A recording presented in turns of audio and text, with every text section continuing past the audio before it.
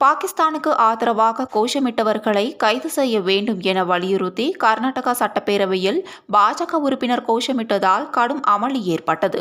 கர்நாடகா சட்டப்பேரவையில் நடைபெற்ற மாநிலங்களவை தேர்தலில் காங்கிரஸ் வேட்பாளர் சையத் நசீர் ஹுசைன் வெற்றி பெற்றதாக அறிவிக்கப்பட்டது.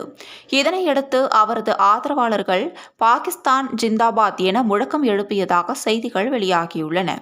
இதற்கு முன்னாள் முதலமைச்சர் குமாரசாமி, கர்நாடக பாஜக மாநில தலைவர் விஜயேந்திரா உள்ளிட்டோர் கடும் கண்டனம் தெரிவித்துள்ளனர்.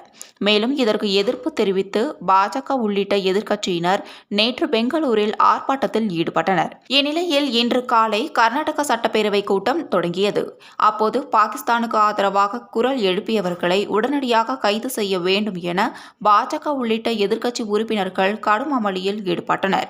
இந்த சம்பவம் தொடர்பாக விசாரணை நடைபெற்று வருவதாகவும் கண்டிப்பாக நடவடிக்கை எடுக்கப்படும் என கர்நாடக முதலமைச்சர் சித்தராமையா தெரிவித்தார்.